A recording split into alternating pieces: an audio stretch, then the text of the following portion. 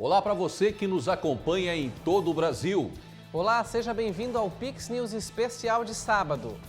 Educação política. A conscientização começa na escola. Projeto Vereador Mirim busca despertar interesse dos pequenos na política. Hospital Infantil Joana de Guzmão recebe novo tomógrafo. Aparelho vai agilizar e dobrar o número de diagnóstico por imagem. Maior rede de supermercados de Santa Catarina anuncia expansão de lojas na região sul. Operação Escolas Seguras ocorre em 5 estados. 10 ordens de internações provisórias foram cumpridas. Semana movimentada em Brasília. Após vazamento de imagens, governo Lula tem primeira baixa de ministro. Diários de uma Vida vira obra literária. A escritora resgata antigas anotações e transforma em livro Páginas de Dentro. Tem os detalhes da inauguração da UPA de Garopaba. Espaço finalmente é entregue à população após 8 anos de obras. Essas e outras notícias a partir de agora no Pix News.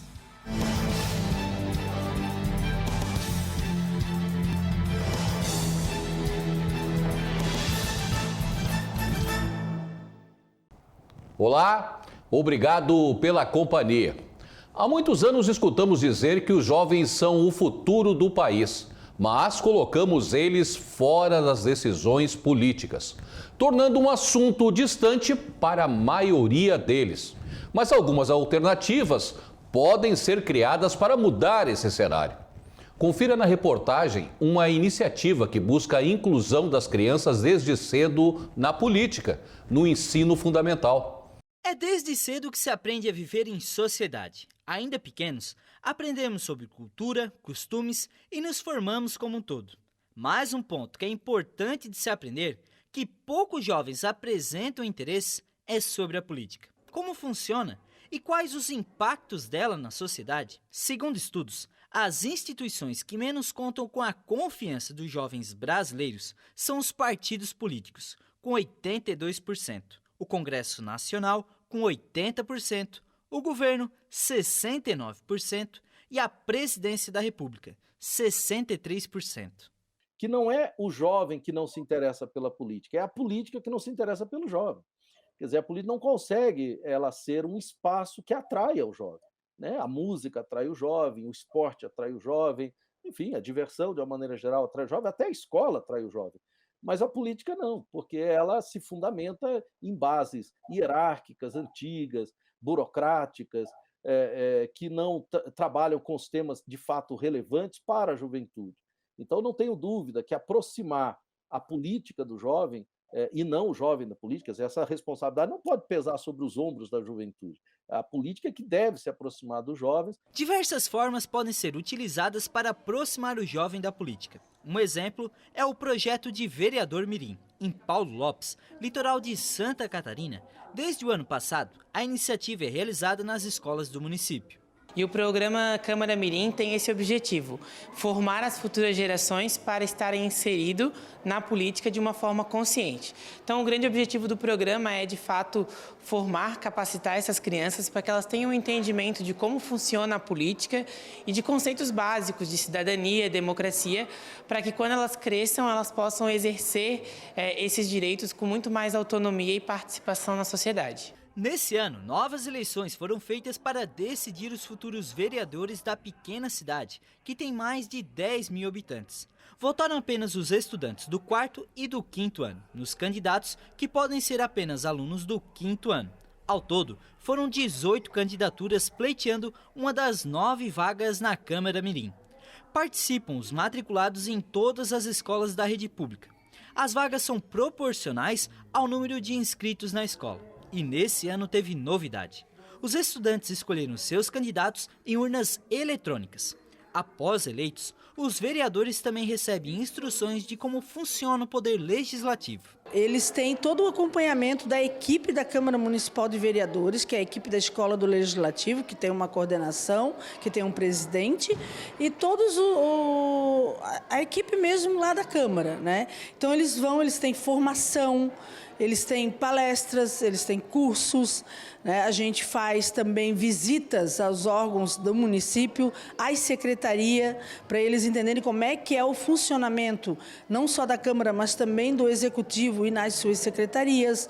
Nós temos participando também do Encontro Estadual dos Vereadores Mirim, através da Alesc. Para esse ano, nós adquirimos um conjunto de livros para trabalhar a Constituição, Estatuto da Criança e do Adolescente, Estatuto Étnico-Racial, a Lei Maria da Penha, que é uma coleção produzida pelo Senado Federal para crianças, e na própria escola, através dos professores regentes, que fazem um trabalho de articulação entre as propostas que eles têm com os alunos da sala e toda a comunidade escolar. Isadora e Pedro foram eleitos ano passado. O mandato deles terminou esse ano. Eu nem sabia que eu ia ganhar, no caso. Eu não sabia nada sobre política, nada sobre lei, nada sobre democracia. Aí eu já entrei, soube. Ano passado a gente fez vários projetos. Fomos 2 vezes lá na Assembleia de Floripa. E nós também ganhamos R$100.000 da deputada Paulinha para usar em projetos da escola. Entendi várias coisas, tipo o vereador é diferente do prefeito, o que cada executivo faz. Aprendemos um monte de coisa ano passado. Além de participar das sessões 2 vezes ao mês na Câmara Municipal, os vereadores podem fazer indicações ao Executivo. E se depender dessa turma de candidatos, não vai faltar proposta. Assim, criar uma secretaria de bem-estar animal para não ficar tanto bicho na rua, né? Aí também construir uma praça na Penha, uma horta aqui na escola, instalação de lixeira no município, fazer uma horta, plantação de verdura, sobremesa de frutas um dia na semana no recreio. Eu vou botar castração de animais de rua, interação com outras escolas, arrumar a ponte velha. Queria que pessoas ajudassem a moradores de rua, animais abandonados, e para a escola um grêmio estudantil. Um cinema ao ar livre, uma vez no mês. Uma praça comunitária com parquinhos e bancos. Pedir para a comunidade parar de jogar lixo na natureza. E para a escola é a copinha, quartos e quintos, levar as turmas ao cinema, teatro ou trilha natural. Além de futuros eleitores, projetos como esse podem despertar futuros políticos. Um fato interessante dessa escola é que a maioria das candidaturas são de meninas, diferente do cenário atual da política nacional, na qual, de acordo com o IBGE, mais da metade da população brasileira, 51%, é feminina. E elas representam, segundo o Tribunal Superior Eleitoral, 53% do eleitorado. No entanto, ocupam hoje menos de 15% dos cargos eletivos. Por isso, a mãe da Isadora incentiva ela nesse caminho. Como a gente vê que tem poucas mulheres, né, representando assim na política, eu apoiei ela. Ajudei ela a fazer, na época, as propostas, os cartazes. E para ela foi uma grande novidade, né? Porque às vezes ela via como, às vezes, alguma coisa que as pessoas quisessem na comunidade e às vezes não era feito devido não ser somente através do vereador, e sim da equipe toda e do veto principal, que seria do prefeito. E com isso ela aprendeu. Uma educação para a conscientização política que tenha compromisso com a democracia é essencial para o engajamento dos jovens na vida política e nas eleições. Dados do Tribunal Superior Eleitoral mostram que, em comparação com 2018, o número de eleitores com 16 e 17 anos, para os quais o voto é facultativo, cresceu 47%, com mais de 2 milhões de novos cidadãos aptos para irem às urnas. Para o doutor em Educação Histórica, além de projetos como o Vereador Mirim, outras ações podem ser realizadas buscando a participação na política desde cedo. Veja, lá na democracia grega, né, que é a mãe de toda essa história de democracia no mundo ocidental, a palavra democracia era muito pouco usada, O que definia a democracia ateniense, por exemplo, é uma palavrinha chamada isegoria. Isegoria quer dizer dar a todos o direito a ter voz, a ter voz. Esse é o exercício que deveria existir diariamente na escola. Por exemplo, uma escola tem regras de funcionamento, desde as regras administrativas, as regras pedagógicas, as regras ali do convívio no recreio, na sala de aula. Todas essas regras poderiam ser discutidas. Todas essas regras poderiam passar por esse processo que a criança aprendeu lá na Câmara de Vereadores. Debates, primeira votação, as réplicas, segunda votação. Parabéns à Câmara de Vereadores de Paulo Lopes pela excelente iniciativa. E o Hospital Infantil Joana de Guzmão, em Florianópolis, recebeu nesta semana um novo tomógrafo. O equipamento vai permitir dobrar a realização de exames e dar mais qualidade no diagnóstico por imagem. O novo equipamento vai permitir a realização de exames com mais qualidade e, consequentemente, um diagnóstico mais preciso de diversas patologias. O investimento de R$ 3 milhões foi apontado como urgência pelo governo do estado para aprimorar a qualidade do hospital, referência em Santa Catarina e no sul do Brasil. A entrega contou com a presença da secretária de Estado da Saúde, Carmen Zanotto, que na ocasião salientou a importância do aparelho há muito tempo esperado pela instituição de saúde, onde muitas vezes as crianças tinham que se deslocar para outras unidades hospitalares em busca de exames por imagem. Esse equipamento ele é necessário porque o equipamento que nós tínhamos, ele dava muita manutenção, períodos longos que ele ficava parado, e com isso a equipe do hospital tinha que remover as crianças daqui para um outro serviço dentro de uma ambulância para fazer o diagnóstico quando precisava de uma tomografia. Então, esse equipamento é mais moderno e vai dar mais segurança para a equipe que trabalha e na assistência aos nossos pacientes. O diretor-geral do Hospital Infantil Joana de Guzmão destacou que a conquista do novo tomógrafo intensifica com excelência o número de atendimentos. Ele adiantou que o equipamento marca o início das mudanças pelas quais o Hospital Infantil deve passar nos próximos meses, incluindo a modernização e na transformação de espaço mais humanizado. A importância desse momento agora da inauguração, do lançamento dos trabalhos com o novo tomógrafo, vem a ser finalmente a solução de um problema que começa em 2015, quando o Dr. Carlos Scheller, o antigo diretor, nosso falecido diretor, ele viu a necessidade diante da frequente quebra do aparelho que estava em ação até 10 dias atrás.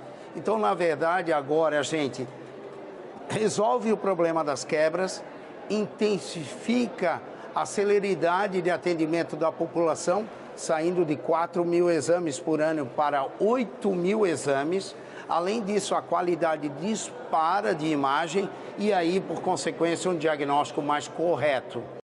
A Índia vai superar em meados de 2023 a China como o país de maior população do mundo. A projeção foi divulgada pelas Nações Unidas nesta semana.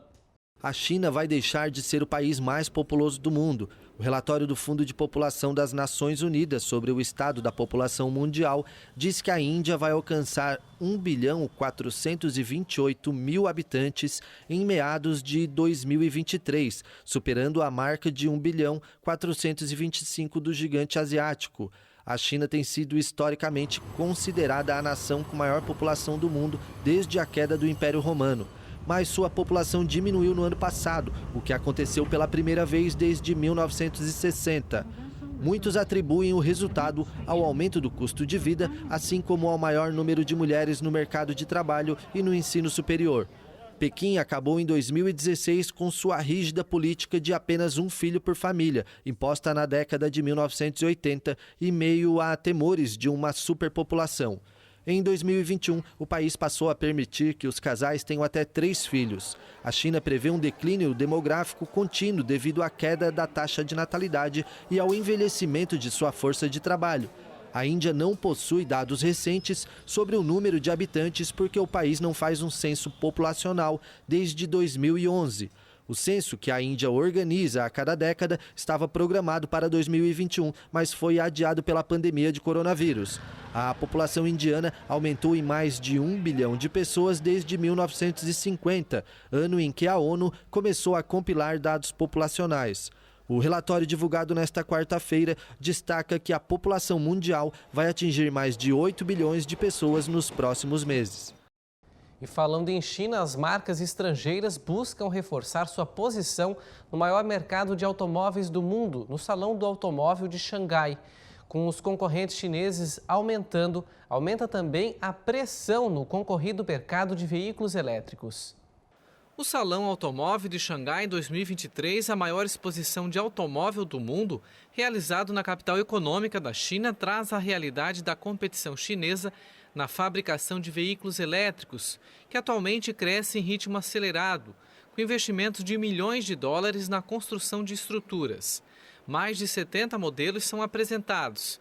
A Volkswagen anunciou um veículo com uma autonomia de 700 quilômetros diante das concorrentes chinesas. A China vendeu no ano passado cerca de 6 milhões de carros elétricos. Marcas famosas apresentaram seus novos projetos de veículos elétricos. Dentre as novidades está o aperfeiçoamento em termos de navegação, carregamento de baterias, entretenimento via satélite e condução autônoma. Em um mercado cada vez mais competitivo, as fabricantes mundiais dependem cada vez mais da China para alavancar as vendas. Devido à baixa procura no mercado norte-americano e europeu, o crescimento do mercado chinês em veículos elétricos está colocando as tradicionais montadoras mundiais em ameaça e futuramente tornando-se uma potência no setor automobilístico. Após a declaração mal recebida por Washington a respeito da guerra entre Rússia e Ucrânia, o presidente Luiz Inácio Lula da Silva disse que o Brasil defende uma solução política negociada para o conflito e condenou a violação da integridade territorial da Ucrânia. O presidente Lula condenou nesta terça-feira a violação da integridade territorial da Ucrânia. Em Brasília, durante o almoço com autoridades por ocasião da visita do presidente da Romênia, o petista disse que o Brasil defende uma solução política negociada para o conflito. A declaração veio após o Brasil ser alvo de duras críticas dos Estados Unidos. Na segunda-feira, o porta-voz do Conselho de Segurança Nacional acusou o Brasil de defender a propaganda russa e chinesa sobre a guerra. Durante viagem à China e Emirados Árabes Unidos, no último final de semana, Lula disse que Washington deveria parar de incentivar a guerra. Além disso, o presidente também havia reiterado que a Ucrânia divide com a Rússia a culpa pelo conflito, algo que Kiev rechaça com veemência. As críticas americanas sobre a postura do Brasil em relação à guerra na Ucrânia e a visita do chanceler russo, Sergei Lavrov, ocorreram no momento em que Lula tenta promover uma mediação internacional para o conflito, apresentando-se como intermediário neutro. Mas sua postura vem causando preocupação, pelo que alguns nos Estados Unidos e na Europa a consideram posições anti-ocidentais. E essa declaração de Lula, Tiago, pode ser levada a sério? Claro que não, Marcelo, com certeza não. Essa fala só foi dada porque as declarações anteriores, que são bem mais fortes, pegaram mal internacionalmente.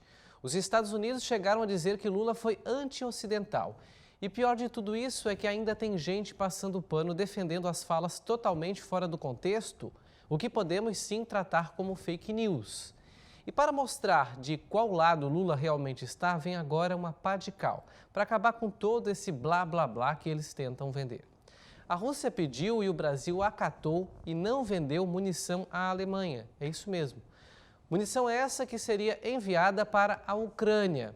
A negociação, divulgada com exclusividade pelo jornalista Caio Junqueira, da CNN Brasil, envolvia a venda do sistema de artilharia móvel antiaéreo chamado de Gepard, adquirido pelo Brasil do Exército Alemão para a segurança da Copa do Mundo de 2014 e das Olimpíadas do Rio de 2016. O armamento, felizmente, não foi utilizado.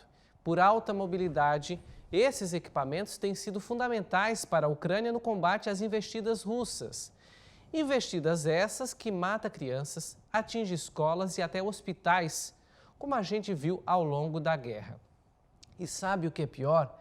É que esses mísseis não seriam utilizados para atacar a Rússia, que é acusada de crime de guerra, mas sim para ajudar a Ucrânia a se defender, não deixar mísseis cair nas cidades e matar inocentes que não têm nada a ver com a guerra. Com decisões como essa, a gente, o Brasil, caminha numa direção muito ruim, Marcelo. E foi inaugurada nesta quinta-feira a unidade de pronto atendimento de Garopaba. O equipamento finalmente será entregue à comunidade. É que as obras se arrastam há mais de 7 anos. O Garopaba Pronto Atendimento 24 Horas, uma das maiores obras do setor da saúde do município, finalmente pôde ser entregue à população garopabense. O local conta com atendimento de urgência e emergência 24 horas e a Policlínica, um centro de especialidades com médicos especialistas, entre eles pediatra, ortopedistas, 2 ginecologistas, geriatra, otorrinolaringologista, cardiologista e neurologista. O complexo vai substituir o antigo prédio que já apresentava problemas na estrutura. No mesmo local passará a funcionar a sede da Secretaria de Saúde, o que permitirá a economia de cerca de R$ 158 mil por ano, com o valor pago de aluguel atualmente. Garopaba com certeza muda de patamar a partir do momento que a gente tem o nosso Garopaba Pronto Atendimento. O Garopaba Pronto Atendimento é um marco na saúde da cidade de Garopaba, porque ela vai dar condições para aquelas pessoas que precisam ter um lugar bonito, arejado, um lugar não é insalubre, porque na nossa antiga policlínica serviu muito para Garopaba, mas nós todos sabíamos que esse momento era preciso, que o prédio da saúde, que serve a saúde ao nosso munícipe, ele precisava de uma casa nova. Isso já estava ultrapassado. Nós estamos com problemas críticos ali na nossa policlínica que nós não conseguimos mais arrumar. E a gente precisava, assim, com muito ênfase, com muito trabalho, a gente precisou adentrar, arregaçar as mangas para a gente poder terminar essa obra. São quase 10 anos desde a autorização da UPA de Garopaba, em 2 de agosto de 2013, que deveria ter sido entregue em maio de 2016. De lá para cá, muita coisa mudou. Inclusive, passou a se chamar Garopaba Pronto Atendimento 24 Horas, para voltar a receber recursos que, por bastante tempo, ficaram paralisados. Ao todo, foram investidos cerca de R$ 12.800.000 desde o início das obras. Destes valores investidos, 71% são recursos do município, 13% do estado e 15% recursos federais. Cara, o garopabense botou a mão na massa na obra e entregou para o povo garopabense. Essa obra foi realizada com mais de 80% da mão de obra de Garopaba. A gente pode fazer quando a gente quer. Então é gratidão. Estou muito feliz de estar à frente do executivo. Mas eu não inauguraria essa obra se não tivesse essas pessoas. Minha gratidão é eterna e sabe quem eu estou elogiando, porque realmente a luta foi árdua para entregar aqui hoje. No Garopaba Pronto Atendimento 24 Horas, será realizado atendimentos aos pacientes acometidos por quadros agudos, estabilização dos pacientes graves e investigação diagnóstica inicial. E, caso necessário, o encaminhamento a serviços hospitalares de maior complexidade. O GPA é dividido em 4 espaços. A área azul, com 9 salas de atendimento, uma sala de exame de ultrassom e um de raio-x. A área vermelha, com 2 salas de procedimentos curativos, 5 leitos de observação clínica, uma sala de nebulização, uma sala de medicação, 2 leitos de sala vermelha para estabilização clínica de pacientes graves, uma sala de evolução clínica para os profissionais da saúde, um posto de enfermagem e uma farmácia. Tem ainda a entrada de 2 ambulâncias simultaneamente. No pavimento superior tem a área branca, destinada aos colaboradores e à administração técnica e operacional. Já na área amarela é onde os pacientes contarão com a estrutura de 10 leitos de observação de curta duração, sendo 3 masculinos, 3 leitos femininos e 3 pediátricos. E também um leito, quarto individual para isolamento respiratório. No meio desse setor encontra-se uma ilha de evolução clínica para que os profissionais de saúde possam visualizar e observar os pacientes e prestar um atendimento rápido. A condição que as pessoas vão ter quando elas entrarem aqui para ser atendida é outra. Se tu puderes visualizar todas as salas, se puderes visualizar os equipamentos, nós colocamos tudo novo aqui dentro, que a população de Garopaba merece. Merece porque nós não poderíamos ter um prédio novo com coisa precária. Então a gente preferiu prezar por tudo novo. para que a população de Garopaba se sentisse abraçada com esse prédio da saúde. Com a inauguração do GPA, a ideia da administração é construir um local próprio para alocar as especialidades. Para isso, a antiga policlínica será derrubada e construirão um novo prédio em anexo ao pronto atendimento. As especialidades, elas estão alocadas aqui porque nós não temos espaço físico em outros locais. Então, agora o próximo passo, né, já está em andamento até assim, projeto, execução, que é a obra do centro de especialidades. Onde é a policlínica hoje, nós vamos demolir o prédio e nós vamos fazer um centro de especialidades. Ali vai abarcar todas as especialidades que o município hoje terceiriza. Fisioterapia e outras, fono, principalmente para crianças com autismo e outras especialidades que porventura vão ter que ter ali. Então o nosso próximo passo na saúde é o centro de especialidades, aonde é a policlínica. Manter e aumentar, né? Sempre tem uma cobrança de aumentar. Tem muitas coisas que é do Estado, mas a gente tem que poder estar auxiliando as pessoas que precisam. Essa é a ideia do nosso GPA, Garopaba Pronto Atendimento. Durante a inauguração, a população pôde ter acesso ao interior do pronto atendimento e ver com os próprios olhos a realização de um sonho. Maravilhoso, sem palavras para dizer e descrever o que o povo de Garopaba, a comunidade, vai aproveitar. Meu Deus, esse aí é um grande sonho, né, gente? Para nós garopabenses, porque 10 anos, olha... É muita felicidade para nós garopabenses. Todo mundo, porque tudo precisa isso aqui, né? Um para mais, outro para menos, mas para precisar. Né? Eu não quero precisar, não. Tomara que não chegue aí, se chegar aqui. Foi realizada na última quarta-feira a Operação Escola Segura em 5 estados brasileiros. A ação apreendeu adolescentes que utilizavam a internet para fazer ameaças às escolas. Após o ataque contra uma creche em Blumenau, no qual deixou 4 crianças mortas e 5 feridas, o governo e órgãos de segurança pública têm trabalhado para reduzir as chances que atos como esse se repitam. A Polícia Civil intensificou os esforços com as investigações a respeito do tema, chegando a suspeitos que praticavam ameaças de ataques em escolas, o que resultou na Operação Escola Segura, na qual cumpriu hoje 10 ordens para internação provisórias, além de 13 mandados de busca e apreensão e 11 afastamentos de sigilo de dados dos adolescentes. Nós identificamos, através de plataformas, alguns indivíduos que estimulavam outros a praticar crimes contra estabelecimentos de ensino. Nós começamos uma investigação e identificamos que indivíduos em pelo menos 5 estados estimulavam outras pessoas a praticar atos violentos contra escolas.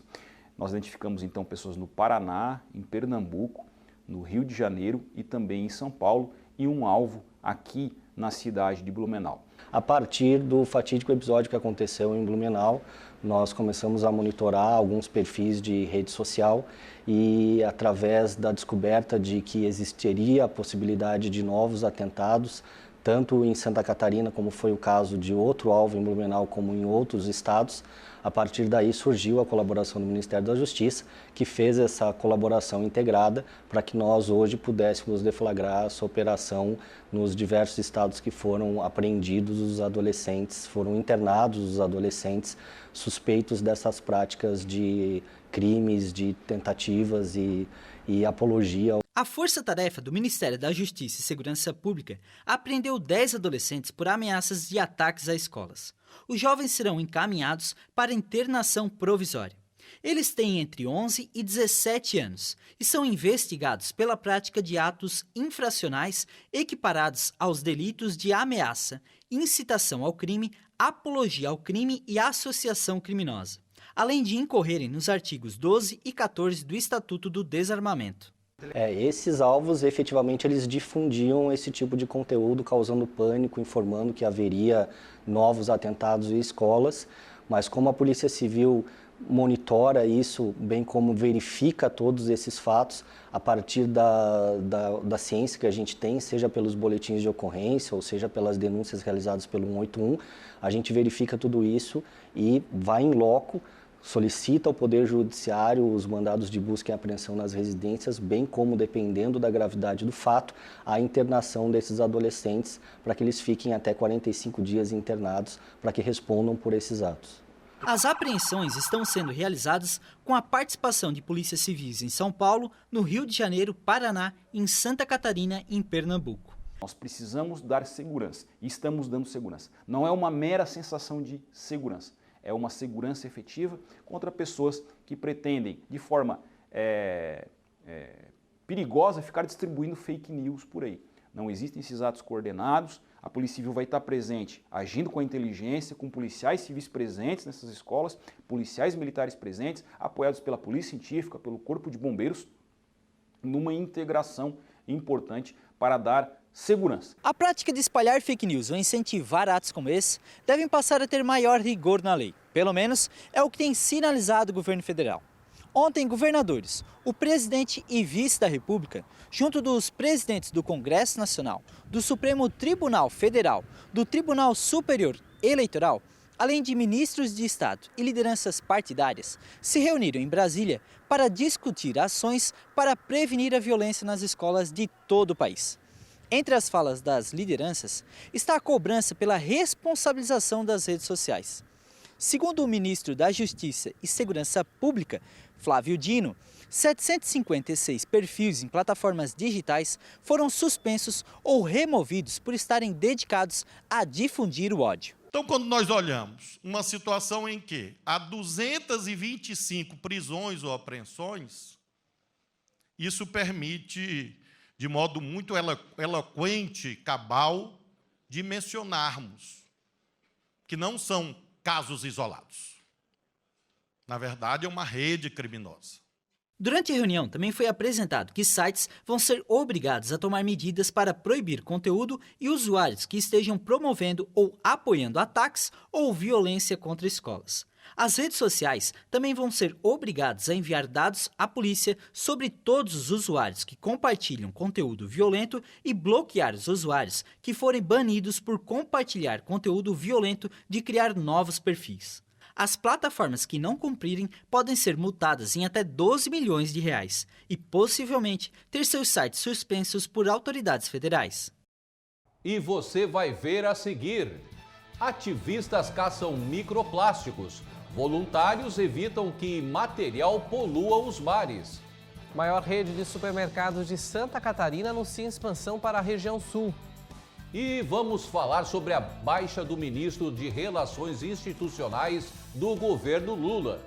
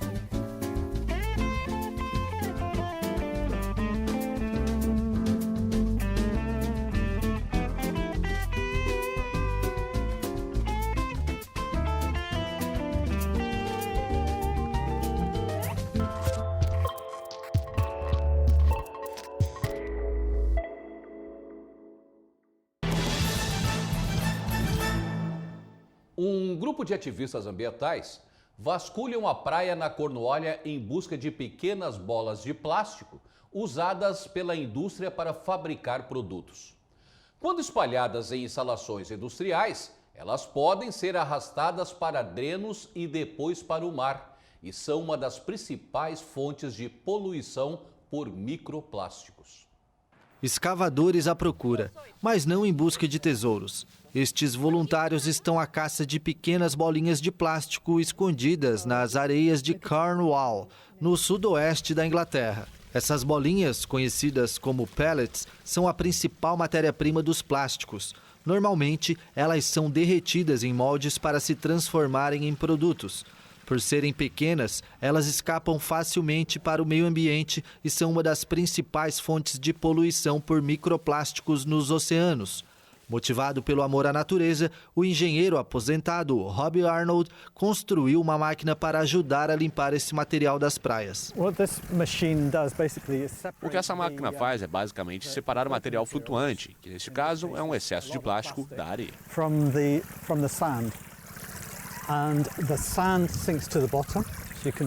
A areia afunda, como você pode ver, e todo o resto é levado para a peneira.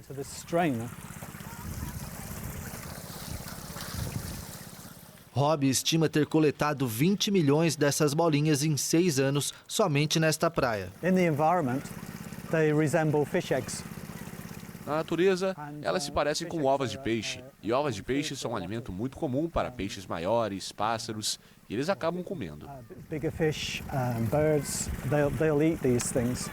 Encontrar maneiras de reutilizar os pellets é difícil. A reciclagem pode parecer uma boa solução, mas o biólogo Richard Thompson alerta que é muito mais difícil do que parece. Aqui temos muitos tipos diferentes de polímeros de várias cores. Além disso, quando chegam ao mar, se misturam com material orgânico natural, como algas marinhas e madeira. Separar esses resíduos dos pellets e fazer eles ganharem valor de mercado é muito desafiador. O que realmente precisamos fazer quando pensamos em reciclar é tentar impedir que os plásticos entrem no meio ambiente em primeiro lugar. Rob transforma em arte os materiais que recupera da praia. Ele quer que as pessoas reflitam sobre a poluição dos plásticos. O que eu quero é que, na verdade, as pessoas vissem isso e refletissem. Se sentissem de alguma forma responsáveis por saberem que isso é plástico, que nós usamos e criamos. Nós causamos essa poluição. E isso é o que eu queria que as pessoas pensassem. Mas sem apoio ou uma maior regulamentação global, os trabalhos que Rob e outros voluntários fazem será apenas uma gota para o oceano. A justiça francesa absolveu nesta semana a fabricante europeia Airbus e a companhia aérea Air France pelo acidente do voo AF447 Rio-Paris em 2009, que matou 228 pessoas.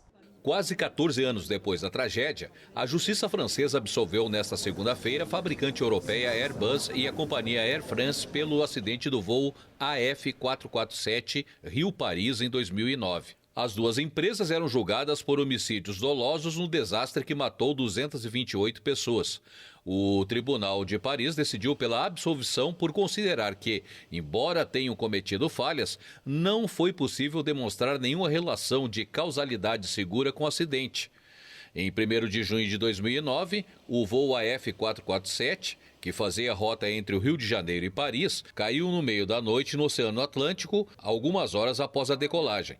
Os 216 passageiros e 12 tripulantes a bordo morreram na tragédia. A bordo do avião, uma A330, estavam pessoas de 33 nacionalidades, com uma maioria de franceses, brasileiros e alemães. Este foi o acidente mais letal da história da aviação comercial francesa. Após um processo longo, marcado por opiniões conflitantes dos magistrados e que aconteceu de 10 de outubro a 8 de dezembro, o Ministério Público havia solicitado a absolvição das duas empresas, por considerar que era impossível demonstrar culpabilidade. A requisição não foi aceita pelas partes civis, pois consideraram que apontava exclusivamente contra os pilotos e a favor das duas multinacionais. Durante todo o julgamento, os representantes da Airbus e da Air France alegaram que as empresas não cometeram nenhum crime. Os advogados pediam a absolvição, o que classificavam como uma decisão humanamente difícil, mas técnica e juridicamente justificada. Um zoológico da Tailândia anunciou a morte de uma panda fêmea cedida pela China e que teve a vida transmitida ao vivo 24 horas por dia por uma rede de televisão. A panda fêmea Lin Hui vivia no zoológico de Chiang Mai, na Tailândia. Ela era o último dos 3 pandas cedidos ao país pela China e vivia em um recinto climatizado no local desde 2003. O animal deveria ser devolvido à China em outubro. De acordo com o zoológico, Lin Hui começou a sangrar pelo nariz na noite de terça-feira e seu estado de saúde se deteriorou rapidamente até a morte. Especialistas chineses e tailandeses vão realizar uma autópsia para determinar a causa da morte. Cedida por uma cidade chinesa, a panda tinha um seguro de $500 mil. Durante anos, tudo foi feito para acasalar a fêmea com um macho da espécie, que morreu de ataque cardíaco em 2019. Após a inseminação artificial, ela deu à luz a Lin Ping em 2009, provocando uma admiração pelos pandas do reino. A vida da família cativou o país inteiro nas transmissões ao vivo dos afazeres desses animais no canal dos Pandas, uma espécie de Big Brother que funcionou 24 horas por dia entre 2009 e 2012. Um esqueleto de Tiranossauro Rex foi leiloado nesta semana em Zurique, na Suíça, pelo equivalente a mais de 26 milhões de reais. Esse é o terceiro fóssil do T-Rex a ser vendido em leilão no mundo, sendo o primeiro na região da Europa. O esqueleto de espécie que viveu há cerca de 67 milhões de anos foi vendido em um leilão na Suíça por 4,8 milhões de francos suíços, cerca de 6 milhões de dólares, valor que corresponde a mais de 26 milhões de reais. Chamado de Trinity, o fóssil de quase 4 metros de altura e de 11,6 metros de comprimento é uma montagem dos ossos de 3 diferentes T-Rex encontrados entre 2008 e 2013 nos estados de Montana e Wyoming, no nordeste dos Estados Unidos. Antes do leilão, mais de 30 mil pessoas puderam admirar o esqueleto, que ficou exposto durante 2 semanas em Zurique.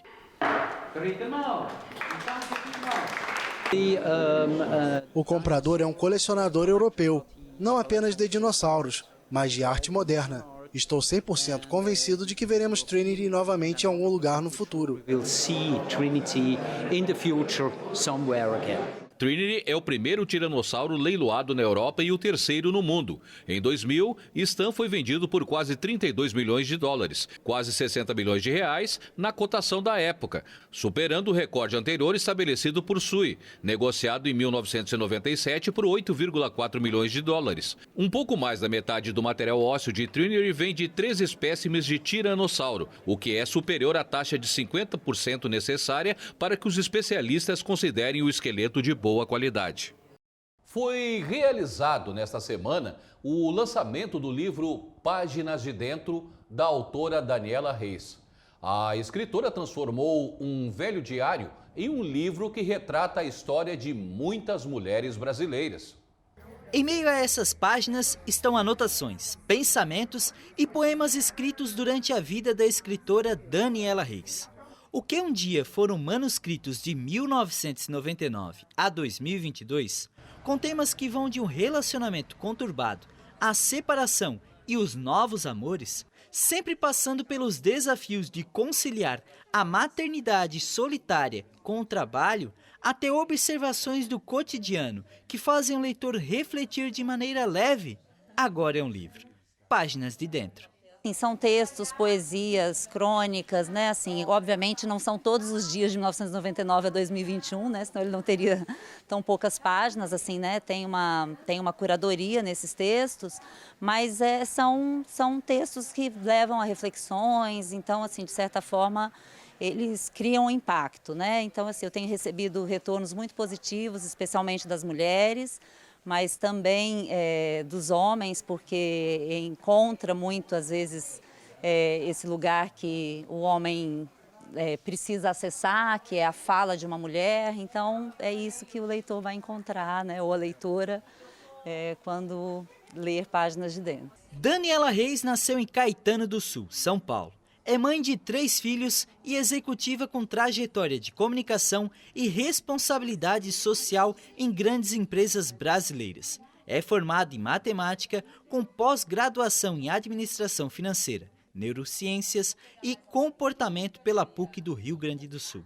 Durante as páginas da vida da escritora, já viveu um relacionamento abusivo. Inclusive, em certo período, o parceiro pediu que os primeiros diários fossem jogados fora, como prova de amor.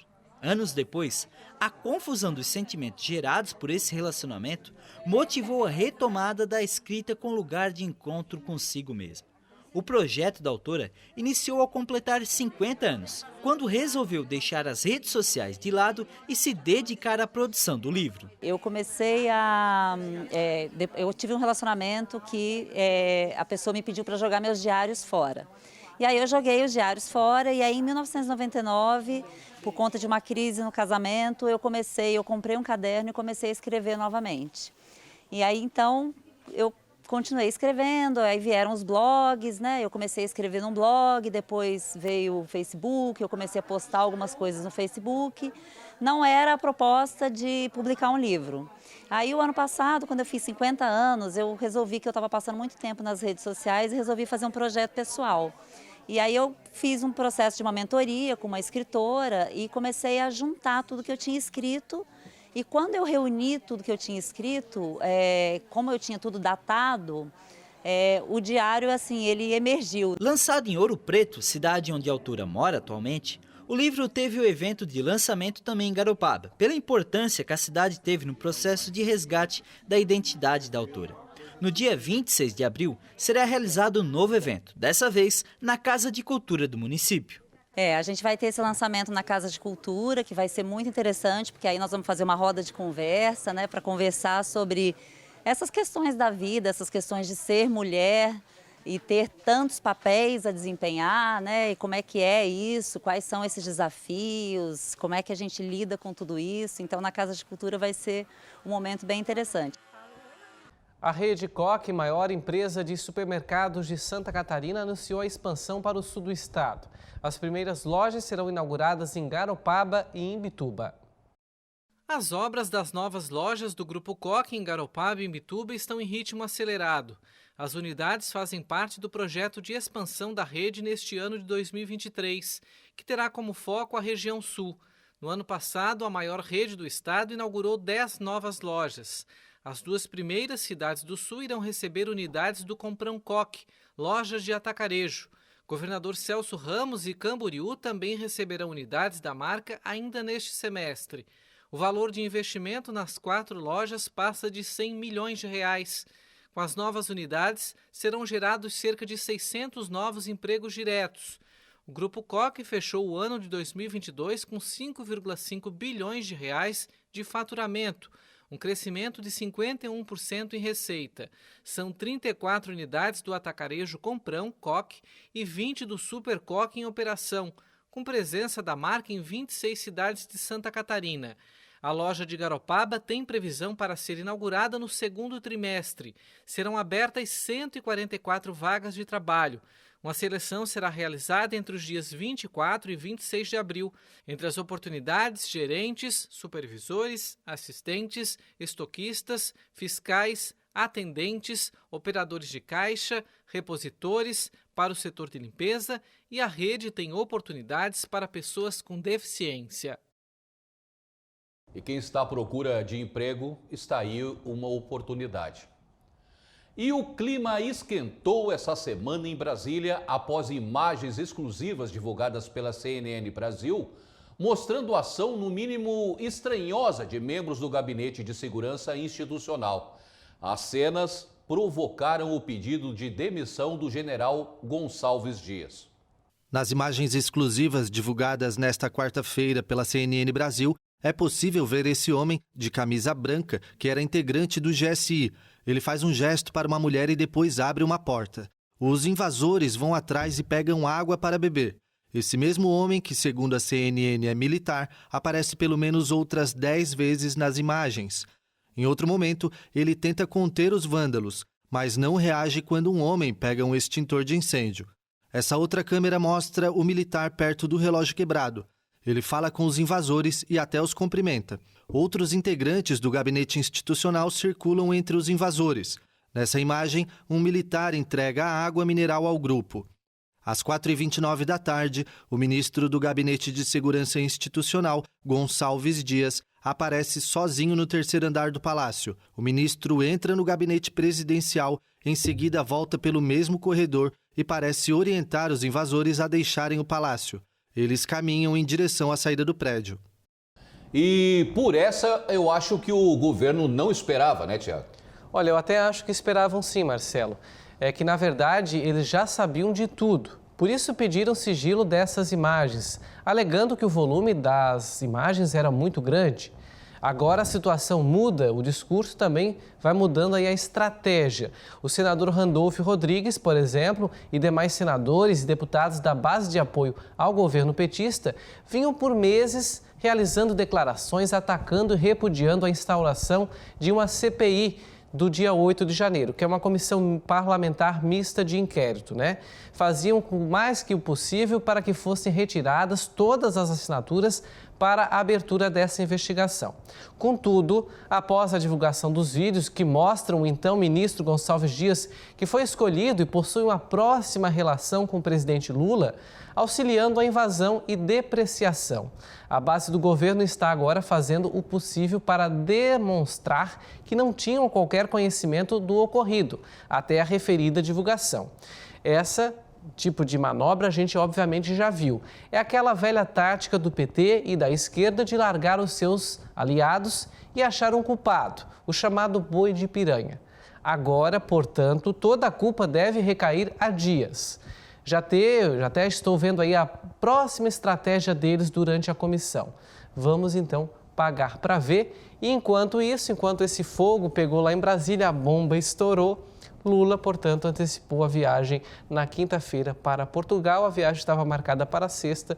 Ele pegou o avião presidencial e foi para a Europa em encontros, agendas em Portugal, Marcelo. Tipo, esperando a poeira baixar. Acho que sim. E essa edição do Pix News fica por aqui. Obrigado pela companhia e até segunda-feira, às 8 da noite, a gente se vê ao vivo. Obrigada pela companhia, um bom final de semana.